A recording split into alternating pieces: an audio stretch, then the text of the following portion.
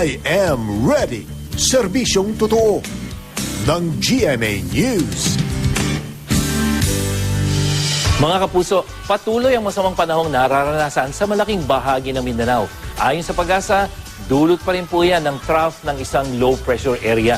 Malawakan pa rin ang pag-uulang inaasahan ngayong araw, lalo na mamayang hapon.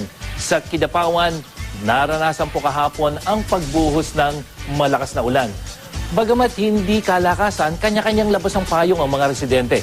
Hindi naman nakaabala ang ulan sa transportasyon doon. Samantala, silipin naman natin ang lagay ng panahon sa Visayas, batay po sa datos ng Weather Central.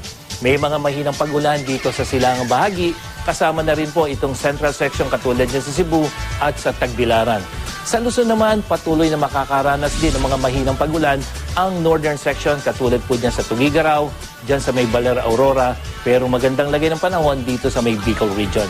At sa Metro Manila, inaasahan po ang patuloy na mainit na panahon. 41 degrees Celsius ang ating init factor pagdating ng alas 2 ng hapon at 35 degrees Celsius pagdating ng alas 8 ng gabi. At may konting pag-ulan po, 60% probability. At para sa iba pang impormasyon tungkol sa lagay ng panahon, bisitahin lang ang website at Facebook page ng GMA Weather. Ako po si Nathaniel Cruz para sa I Am Ready, serbisyong totoo ng GMA News.